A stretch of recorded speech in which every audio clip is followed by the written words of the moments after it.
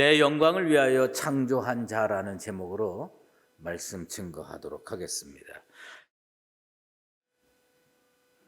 오늘부터 초대교회에 어마어마한 믿음의 족적을 남겼던 사도 바울의 인생에 대하여 바울의 인생 5대 사건이라는 타이틀로 시리즈 설교를 하려고 합니다. 사도 바울이 역사의 무대에 처음 출연한 것은 AD 30년 스데반 순교의 사건이었습니다. 그리고 사도 바울은 AD 67년 로마에서 순교했습니다. 그러니까 그가 예수 믿고 38년 동안 주님의 일을 했습니다. 그가 이루어 놓은 업적은 여러분도 잘 알다시피 이루 헤아릴 수 없을 정도로 많이 있습니다. 그것을 일일이 다 다룬다면 아마 3년 정도 매주일 설교해도 모자랄 겁니다. 그러나 이번 시리즈에서 일단 사도 바울의 인생 전체를 조망할 수 있는, 통찰할 수 있는 5개의 사건만 추려서 다루려고 합니다. 우리는요, 가끔 자기 인생에 대해서 통시적인 통찰을 할 필요가 있습니다. 통찰이라고 하는 말은 예리하게 꿰뚫어 본다라는 뜻이 있죠. 그러니까 통시적인 통찰이라고 하는 것은 한두 사건을 놓고 보는 것이 아니라 인생 전체에서 놓고 봐야 한다는 겁니다. 여러분들 오늘 집에 가셔서 여러분들의 인생 30년이 됐든 60년이 됐든 80년이 됐든 그 여러분 인생 전체를 놓고 믿음의 눈으로 한번 쭉 통찰해 보십시오. 그리고 여러분 인생에서 꼭 기억하고 또 충격을 주고 나의 변화를 이끌었던 5개의 사건 정도를 한번 추스려 보십시오. 그리고 그것을 쭉 늘어나 보세요. 5개가 정말 어떻게 이루어졌느냐를 잘 살펴보면 자기가 얼마나 제대로 잘 살았는지가 확연하게 드러납니다. 우리는요, 하루하루 열심히 살면 된다고 생각을 합니다. 하지만 인생을 전체적인 측면에서 다시 보고 내가 바르게 걸어가야 되겠다, 이렇게 생각하고 사는 것이 훨씬 더 하나님 뜻에 맞는 삶을 살 가능성이 있습니다. 사도 바울은요, 스스로 자기 인생에 가장 영향을 준 사건이 무엇이었느냐? 스데반 사건을 꼽았어요. 이건 누가 꼽은 게 아니에요. 사도 바울이 직접 꼽았어요. 그 이유는 사도 바울이 인생의 절체절명의 위기에서 자기를 변호해야 됐어요. 변론을 해야 되는데 그 변론할 때 사도 바울이 한 일이 얼마나 많습니까? 여러 교회를 개척했다. 1차 전도 여행을 갔다 오고 2차 전도 여행을 갔다 오고 3차 전도 여행을 갔다 왔다. 이런 것들을 언급할 게 얼마나 많겠습니까? 그런데 자기 인생을 요약해서 딱 설명하는데 2개의 사건만 언급합니다. 그 2개의 사건이 뭐냐? 하나는 스데반 사건이고요. 또 하나는 다메섹에서 예수님 만난 사건입니다. 스데반 사건은 AD 30년경에 발생했습니다. 그리고 자기를 변론하게 된 것은 언제냐? AD 58년경이었어요. 그러니까 28년 후에 스데반 사건을 목격하고 체험하고 경험하고 28년 후에 사도 바울은 베스도 총독과 아그리파 왕 앞에서 자기가 죄 없는 인생이고 내가 믿는 예수가 올바른 예수고 이것을 설명해야 됐습니다. 그런데 다 제쳐놨어요. 그렇게 중요하다고 생각하는 거 싹 다 제쳐놓고 딱 딱 두 개의 사건만 언급합니다. 하나는 스데반 사건이에요. 그때 자기가 찬성 투표를 했다. 또 하나는 다메섹에서 예수님 음성을 들었다. 그리고 이 두 사건으로 말미암아 자기는 예수 믿게 됐고, 그리고 일생 주님의 일꾼으로 살게 됐다. 이것을 변론하게 됩니다. 예전에 제가 어떤 잡지에서 루이비통이라고 하는 여성 가방을 선전하는 광고 카피를 읽어본 적이 있어요. 근데 그 해가 꽤 오래전인데 2009년 아폴로 11호가 달에 간지 40년 되는 해였어요. 근데 그 루이비통에서 난 가방 선전과 그게 무슨 상관이 있는지는 모르겠는데 이런 광고 카피를 했습니다. 어떤 여행은 인류를 영원히 바꾼다. 이 달에 간 사건이 아마 앞으로 인류를 영원히 바꿀 수 있을 거다. 그러니까 그것처럼 루이비통 가방을 들면 인생이 영원히 바뀐다. 뭐 그런 뜻이겠죠. 하여튼 그렇게 광고 카피를 했어요. 근데 제가 그걸 보면서 아주 상당히 인상이 깊었는데 이 사도 바울의 인생에 적용을 해봤습니다. 적용을 해보니까 이런 표현이 되더라고요.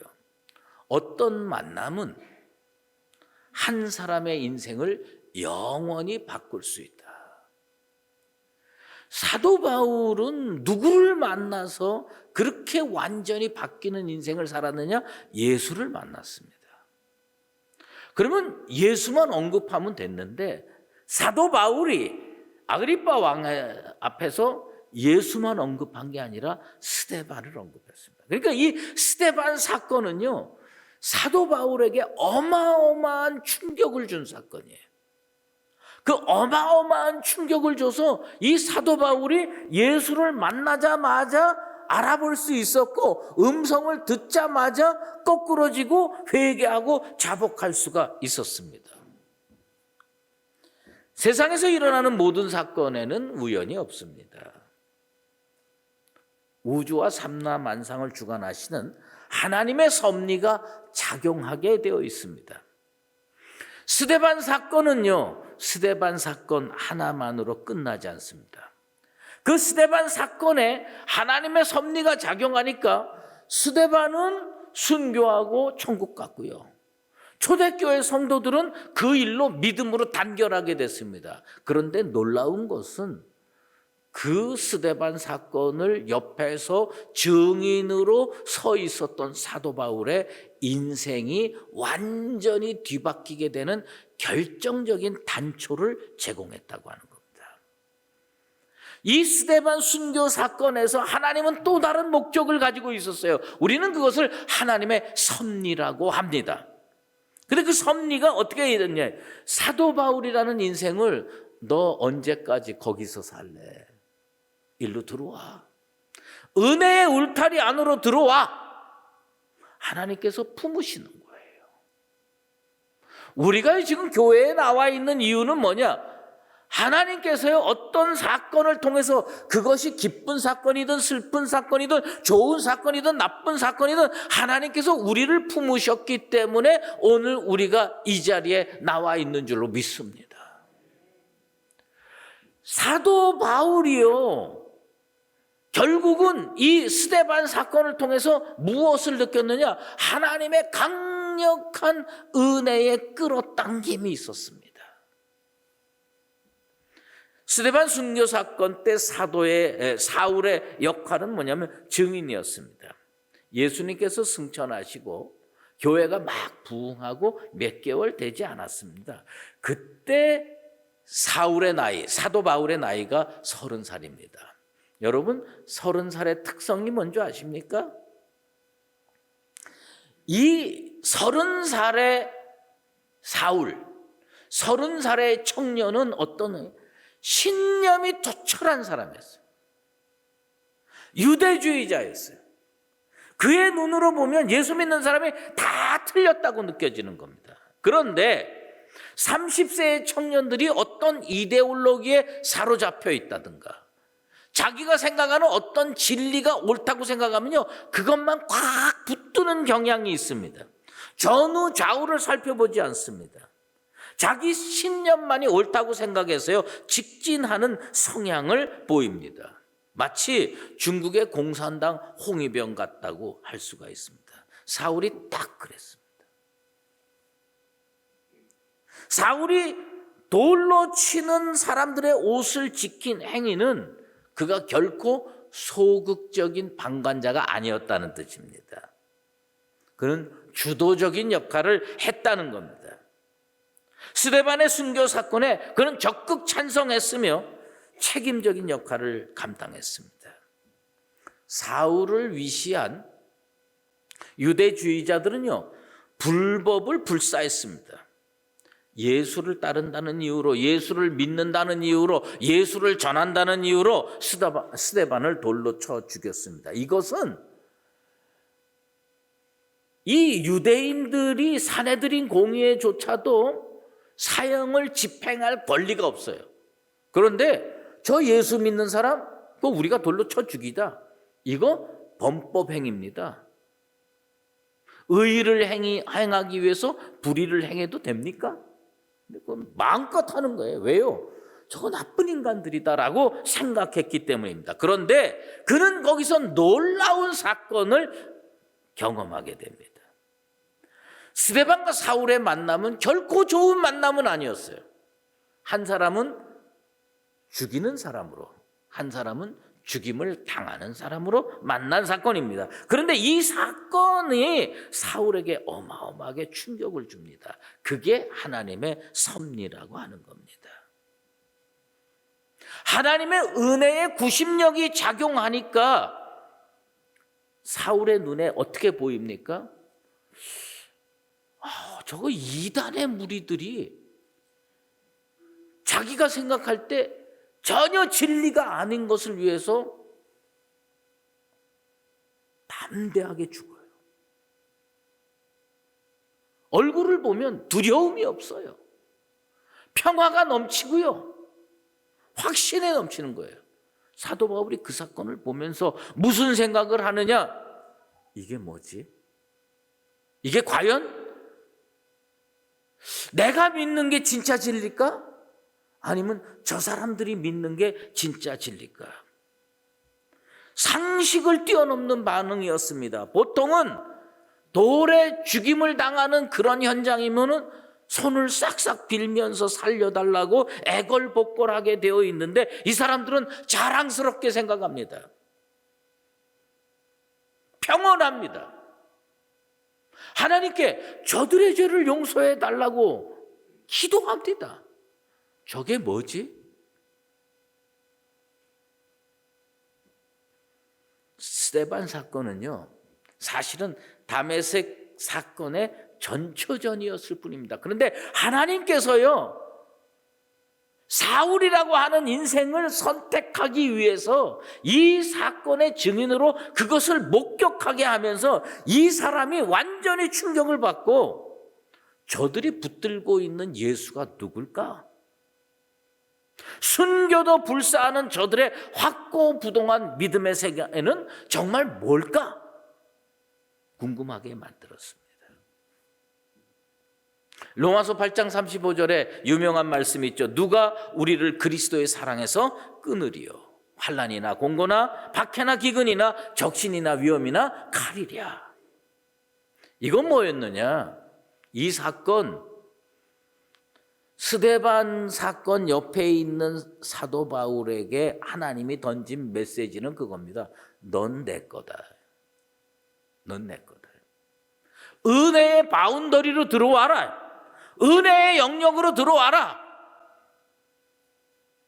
하나님께서 지명하시고요, 은혜의 끌어당김이 작동을 하면 어떤 인간도 하나님의 그 은혜를 뿌리치고 도망갈 수가 없습니다. 인간이라고 하는 건 참 죄되고 못 돼가지고요, 하나님이 품으려고 하면요 그걸 탁 뿌리치고, 우리로 얘기를 하면 죄 가운데 살아야 되는데 우리들은 어떤 용어를 쓰냐면 나는 자유롭게 살고 싶어, 이런 용어를 사용하면서 하나님이 끌어안는 것을 거부하는 경향이 있습니다. 요나를 보세요. 하나님께서 니느웨로 가서 하나님 말씀 전하라고 할 때에 그 명령 뿌리칩니다. 저버립니다. 다시스로 도망갑니다. 배를 탔어요. 그런데 감당할 수 없는 풍랑이 일어납니다. 그리고 제비뽑기를 했어요. 누구 때문에 이 풍랑이 일어났느냐? 제비뽑기 했습니다. 그런데 요나가 뽑힙니다. 바다에 던져졌습니다. 기다렸다는 듯이 큰 물고기가 요나를 삼킵니다. 사흘 동안 죽을 고생을 하다가 물고기가 요나를 육지에다가 다 토해냅니다. 여러분, 물고기가 자기 먹던 걸 육지에 토해낸 걸 여러분 사는 날 동안 본 적이 있습니까? 전 못 봤습니다. 그 다 토해낸 거예요. 그리고 결국 어떻게 됐습니까? 요나는 하나님의 은혜의 손길에 이끌려서 니느웨로 갈 수밖에 없었고 하나님 말씀 전할 수밖에 없었습니다. 누가 하나님의 은혜의 끌어당김을 뿌리치고 죄된 원심력으로 하나님에서 떠날 수가 있겠습니까? 그 누구도 그렇게 할 수 있는 사람은 없습니다. 사도 바울이요, 지금 스데반의 사건을 체험하면서 이게 뭐지 하면서 마음속으로 반발심이 작동하는 겁니다. 내가 믿는 게 옳아. 내가 믿는 게 확실히 옳아. 그리고 그 사람 그 후에 어떤 행위를 하느냐? 교회의 파괴자가 됩니다. 그건 뭐냐? 다시스로 가는 거예요. 하나님의 은혜의 손길 뿌리치는 거예요. 나는 옛날처럼 자유롭게 살겠습니다라고 하는 표시입니다. 그런데 그 인간의 원심력이 아무리 강한 것 같아도요, 하나님의 은혜의 구심력을 이겨낼 존재는 단 한 명도 존재하지 않습니다. 저는요, 교회에서 그것을 많이 봅니다. 이름도 될 수 있고요. 우리 안수 집사님들 또 장로님들 중에 이런 분들 무지 많습니다. 쉽게 얘기해 보십시다. 어떤 젊은 남자가 예수 잘 믿는 처녀를 만났어요. 이 여성과 결혼하고 싶어요. 근데 이 여성이 완강합니다. 교회 가서 세례받지 않으면 난 결혼 못하겠습니다. 그러니까 이 남자가요, 할 수 없이 교회 가서 세례를 받습니다. 그리고 결혼했습니다. 그 다음에 어떻게 됩니까? 잘 나와주면 고맙겠는데 이 남자가요, 언제 그런 약속했느냐고 뿌리칩니다. 그리고 세상에 나가서 마음껏 살다가 어느 순간에 하나님께서 보내주신 영적 물고기에 꽉 사로잡힙니다. 그리고 그거 어디에다가 하나님 토해놓는 줄 아세요? 놀랍게도 교회 마당에다가 토해놓습니다. 몇십 년이 지나면요, 교회 마당에 탁 토해놔요. 그러면 이 사람이요, 억지로 끌려옵니다. 그러다가 나중에 안수집사 되고요, 장로 되는 거예요. 우리 장로님 중에서도 한두 분 그 정도 있어요. 내가 이름까지 다 얘기할 수도 있습니다. 여러분, 하나님께서 너는 내 것이라 딱 찜해 놓으셨는데 우리는 그 하나님의 섭리를 뿌리칠 정도로 능력이 있는 존재가 아닙니다. 주님 앞에 나와서 주여 나를 써주소서 순종하고 주님 뜻에 따라 사는 것이 진짜 건강하게 사는 길이고 복받고 사는 길인 줄로 믿습니다. 인간의 원심력은 항상 미약합니다. 하나님께서 섭리하시는 은혜의 구심력을 감당할 수가 없습니다. 사도 바울이요, 스데반이 그렇게 불법적으로 죽은 사건을 어떻게 여겼느냐? 마땅히 여겼어요. 당연하지. 죄 졌으니까 죽어야지. 사울은요, 마지못해 손을 들어 동의를 표한 게 아니었어요. 그는 나름 확신에 차 있었습니다. 그런데 예수님께서 이 사울과 같이 생각하는 사람들을 위해서 미리 말씀해 주신 게 있어요. 그게 뭐냐면 요한복음 16장 1절에서 2절에 이렇게 말씀했습니다. 여러분 자세히 들으십시오. 내가 이것을 너희에게 이름은 너희로 실족하지 않게 하려 함이니 사람들이 너희를 출교할 뿐 아니라 때가 이르면 무릇 너희를 죽이는 자가 생각하기를 이것이 하나님을 섬기는 일이라 하리라. 사도 바울은요, 스데반을 죽이면서 무슨 생각을 했냐면 이게 하나님 잘 섬기는 일이야, 이게 하나님 뜻에 맞는 일이야, 이렇게 생각하고 집행한 겁니다. 그런데 문제는 하나님께서요, 그를 붙들기를 작정했다는 겁니다. 이 사람을 구원으로 이끌고 이 사람을 하나님의 일꾼으로 세우겠다고 하나님이 작정하셨다는 겁니다. 그런데 사도 바울은 어떤 길을 걷고 있습니까? 요나와 비슷한 길을 걷고 있습니다. 스데반을 죽이는데 동의했던 사울은 더욱 악랄해지기 시작했습니다. 교회의 파괴자 역할을 하기로 자처했습니다. 성경에는 교회를 잔멸할세라고 표현되어 있습니다. 이 잔멸하다고 하는 게 무슨 뜻이냐? 어떤 농부가 자기 밭을요 잘 가꿔놨습니다. 고구마도 심고 뭐도 심고 다 해서 잘. 근데 배고픈 멧돼지가 와가지고요 하룻밤 사이에 이 밭을 다 들쑤셔서 못 쓰게 놨어요. 그게 잔멸하다라는 뜻의 성경적 의미입니다. 사도 바울은요 더 엇나가기로 작정했어요. 네가 믿는 게 진리라고 생각하느냐? 난 그렇게 생각 안 해. 난 내가 믿는 게 옳다고 생각해. 그리고 어떻게 했습니까? 예수 믿는 자들을 그 땅에서 아예 싹쓸이 없애기로 작정합니다. 그래서 다메섹 대제사장을 찾아갑니다. 그리고 공문 하나 떼어주시오. 이 공문에는 어디에 있는 예수쟁이든지 끌어다가 다 법 집행을 할 수 있는 공문이요, 허락 공문입니다. 이 공문을 가지고요 어디로 갔느냐? 다메섹을 찾아갔습니다. 여러분, 예루살렘에서 공문 받아가지고 다메섹 가는 것을 무슨 옆집 가는 걸로 착각하면 안 됩니다. 서울에서 인천 가는 게 아니에요. 다메섹은 외국이에요. 예루살렘에서 공문 받아가지고 남의 나라 가서 거기에 사는 사람 예수 믿는다고 딱 사로잡아가지고 끌고 오면 국제적인 문제가 안 생기겠습니까? 그래도 그거 하겠다는 겁니다. 그게 사도 바울이 생각하는 겁니다. 그런데 그 다메섹에서 예수님을 만나고 거꾸라졌습니다. 왜 거꾸라졌습니까? 예수님 만나자마자 알게 됐어요. 왜? 이 예수님이 그 28년 전에 내가 만났던 그 스데반의 사건에 때 봤던 그 예수구나 하는 걸 느끼게 되는 거예요. 내가 28년이라고 한 건 취소해야 되겠네. 다크나이트라는 영화가 있어요. 그래서 그 영화를 보면서 사실은 저도 좀 충격을 받았는데 배트맨이 나옵니다. 아주 정의로운 사람이에요. 조커가 나옵니다. 이거 악당입니다.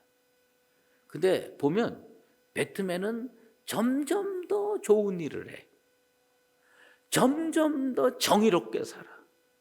점점 더 착한 일을 하면서 살아. 그러니까 배트맨이 정의롭게 살면 살수록 조커는 점점 더 악하게 삽니다. 그러니까 이게 이 상대방을 보면서 서로 자기의 길을 더 가게 되는 거예요. 예? 배트맨은 점점 더 정의롭게 되고 조커는 점점 더 완악하게 되고 악랄하게 되는 거예요. 그때 그 조커가 배트맨을 보면서 하는 유명한 이야기가 있어요. You complete me. 네가 나를 완성했어. 배트맨이 정의롭게 사는 걸 보면서 난 더 악랄해져야 되겠구나. 이게 조커가 가지고 있는 생각이에요. 근데 제가 이 얘기를 왜 하느냐? 스데반과 예수 믿는 사람들이 점점 더 믿음으로 살면 살수록 그를 박해하기로 작정했던 사울은 무슨 생각이냐면 점점 더 악랄해지는 거예요. 점점 더 교회를 잔멸하기로 작정하는 겁니다. 그게 뭐예요? You complete me. 네가 나를 완성해서 어떻게 완성했느냐? 악하게 완성하는 겁니다. 그런데 하나님께서요, 이 사람을 치십니다. 그리고 데려오십니다. 한 번 진흙탕에 발을 담그는 게 어렵지 이왕 담그면 못할 것이 없는 겁니다. 사울은 소극적인 동의자로 살 필요가 없었습니다. 이제는 적극적으로 교회 파괴자로 살고요, 교회를 잔멸하고요, 예수님의 반대자로 적극적으로 나서게 됐습니다. 그런데 사울이요, 몇십 년 후에 이걸 회개합니다. 뭐라고 회개했느냐? 디모데전서 1장 13절에 내가 믿지 아니할 때에 알지 못하고 행하였습니다. 저는요, 이 구절을 읽어보면 참 대단하다는 생각이 들어요. 여러분, 오늘 집에 가다가요, 길거리에 여러분 평상시에 마음에 안 드는 사람이 있으면요, 냅다 팍 하고 한 대 때려 보십시오. 코피 나고 쓰러지지 않겠어요? 그럼 벌떡 일어나서 때리려고 그러면 여러분 그렇게 얘기하십시오. 내가 알지 못하고 행한 거야. 이해해. 그게 이해가 됩니까? 교회를 잔멸하고 그렇게 악독하게 굴었는데 나 옛날에 알지 못하고 한 일이다. 그게 이해가 됩니까? 그런데 하나님께서는요, 그걸 섭리 안에서 다 품어주신 겁니다. 인간의 머리로는 하나님의 광대하신 섭리를 상상할 수도 없고요, 이해할 수도 없습니다. 왜 하나님께서 사울을 스데반의 사건에 서게 하시고 찬성하도록 만드셨을까요? 그리고 악랄하게 교회의 파괴자가 되도록 놔두셨을까요? 그는 하나님께서요, 그를 강력하게 끌어오기 위해서입니다. 우리가 이런 어려운 시간이 다 지난 후에 사도 바울이 정말 하나님의 교회에 필요했던 존재로구나, 보석 같은 인물이구나, 시간 다 지나면 알게 돼서 이해가 되는 거예요. 그거 알지 못한 때 행했던 일이라고 하는 겁니다. 사울은 어떤 존재였느냐? 오늘 이사야 선지자 말씀을 우리가 읽었는데 하나님께서 자기 영광을 위하여 창조하신 예비된 자였습니다. 그래서 하나님이 그렇게 놔두신 겁니다. 하나님의 교회에는요, 많은 일꾼이 필요합니다. 제가 목사로서 가끔 그런 생각이 들어요. 저 사람이 과연 하나님의 교회에 유익을 끼칠 수 있을까? 의구심이 나는 분들이 있습니다. 그런데 나중에 보면 하나님께서요, 그를 변화시켜서 사용하실 때 보면 이거 하나님께서 창조하신 사람이로구나, 예비해 놓으신 사람이로구나, 이렇게 깨닫게 되는 겁니다. 여러분, 사도 바울만 그런 존재입니까? 에스더 같은 사람만 그런 존재입니까? 아닙니다. 우리도 그런 존재입니다. 우리가 지금 다 점잖게 교회에 와서 앉아서 예배 드리지만 우리의 입술로 얼마나 죄를 많이 행했고 우리 정말 행동으로 그리스도를 십자가에 못 박는데 동조했던 사람들입니다. 그런데 우리 하나님께서 여러분들을 사도 바울 부르듯이 너는 내 것이라 지명하시고 불러주셔서 오늘 이 자리에 서 있는 줄로 믿습니다. 우리는 어떤 존재냐? 내가 나를 위하여, 나의 영광을 위하여 창조한 자다. 하나님께서 말씀하십니다. 우리 한번 따라해 보십시다. 나는 하나님의 영광을 위하여 창조한 자다. 사랑하는 성도 여러분, 사울이 그렇게 못되게 굴다가 주님 앞에 부르심 받았습니다. 그 이유는 뭐냐? 하나님의 영광을 위해서 사용하시기 위해서 창조했기 때문입니다. 오늘 우리가 이 자리에 나와 있는 거 사도 바울과 똑같습니다. 여러분들 이 믿음의 정체성을 가지고 하나님이 나를 하나님의 영광을 위하여 창조했구나라고 하는 것을 깨닫고 앞으로 믿음의 길을 사울처럼, 사도 바울처럼 걸어가는 나와 여러분 되시기를 예수 그리스도의 이름으로 축원합니다. 기도하겠습니다. 하나님 아버지 감사합니다. 오늘 우리는 사도 바울의 인생의 5대 사건 중에 가장 먼저 스데반 순교 사건을 살펴봤습니다. 사울은 정말 악한 모습으로 그 자리에 서 있었습니다. 자기가 옳다고 생각했습니다. 그런데 하나님께서 그를 은혜의 자리로 부르셨습니다. 그리고 예수 만나게 하고 그 인생이 변화돼서 하나님의 일꾼으로 살 수 있도록 인도하셨습니다. 사울이 그렇게 살 수 있었던 것은 하나님께서 하나님의 영광을 위하여 창조한 자였기 때문입니다. 우리도 사울과 같은 존재인 줄로 믿습니다. 모양은 다르고 생각은 다를지 모르고 일이 다를지 몰라도 우리는 다 하나님의 영광을 위하여 창조한 자임을 깨닫고 오늘의 삶 속에서 믿음의 길을 사도 바울처럼 담대히 거침없이 걸어가는 하나님의 사람들 되게 도와 주시옵소서. 예수 그리스도의 이름으로 기도드리옵나이다. 아멘. 이제는 우리 주 예수 그리스도의 은혜와 하나님 아버지의 극진하신 사랑하심과 성령의 인도하시고 교통하심이 우리가 죄 가운데 있을 때에도 우리를 지명하여 부르시고 하나님의 은혜의 섭리 안으로 이끌어 오신 것을 깨달으며 나는 하나님이 영광을 위하여 창조한 자라는 믿음의 정체성을 가지고 살아가기로 작정하는 사랑하는 수의제일교회 모든 믿음의 권속들과 주님의 몸된 교회 위에 이제로 영원히 함께 계시옵기를 간절히 축원하옵나이다. 아멘.